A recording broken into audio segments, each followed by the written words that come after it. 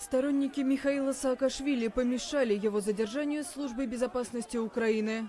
В киевскую квартиру бывшего президента Грузии и экс-губернатора Одесской области во вторник пришли с обыском. Политик забрался на крышу и угрожал спрыгнуть оттуда. Он выкрикивал обвинения в адрес президента Петра Порошенко, называя его предателем и вором.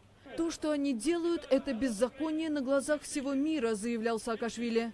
Сотрудники правоохранительных органов поднялись на крышу, спустили политика вниз, силой вытащили из подъезда и затолкали в автобус. Но соратники не дали машине отъехать и спустя некоторое время сумели вытащить Саакашвили наружу. В СБУ заявили, что политик может быть обвинен, цитата, «в содействии участникам преступных организаций и сокрытии их деятельности». Соответствующая статья Уголовного кодекса предусматривает наказание в виде лишения свободы на срок от 3 до 5 лет. Адвокат политика рассказал, что его подозревают в попытке государственного переворота на Украине.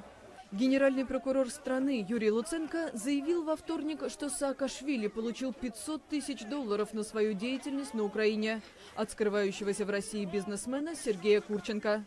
Его имя Луценко связал, цитата, «с организованной преступной группировкой Виктора Януковича».